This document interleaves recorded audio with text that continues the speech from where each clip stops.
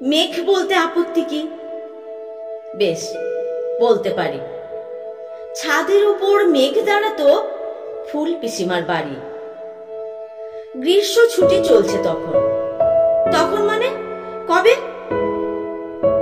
আমার যদি 14, মেঘের 16-17 হবে।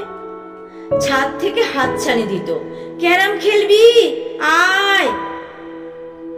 সারা দুপুর কাহাতাক আর ক্যারাম খেলা যায়। সেই জন্যই জোচ্চুরি হয়।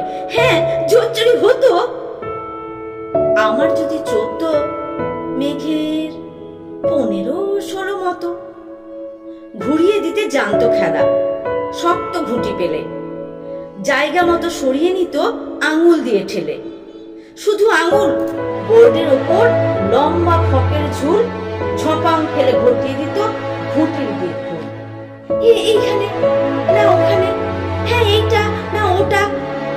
ঝাঁপিয়ে পড়ে ছিনিয়ে নিল ঘুঁটির বাক্সটা। ঘুঁটিরও সেই প্রথম মরণ। প্রথম মরা মানে বুঝবে শুধু তারাই যারা ক্যারাম খেলা জানে। চলেও গেল কদিন পরে মেঘ যেমন যায়। কাঠ ফাটা রোদ দাঁড়িয়ে পড়ল মেঘের জায়গায়। খেলা শেখাও, খেলা শেখাও, হাবিত্যেস কাক।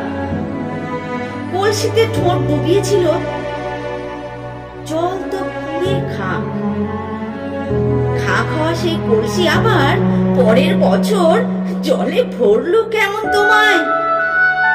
থামো, ওসব কি কেউ বলে? আত্মীয় হয়, আত্মীয় হয়, আত্মীয় না ছাই। স্পষ্ট করে বলো এবার, সব জানতে চাই। 2-3 ক্লাসের বয়স বেশি। গ্রীষ্ম ছুটি হলে ঘুরেও গেছে 2-3 বছর। এই জানে সকলে। আজকে দগ্ধ গ্রীষ্ম আমার, তোমায় বলতে পারি। মেঘ দেখতাম ছাদের ঘরে, ফুল পিসিমার বাড়ি।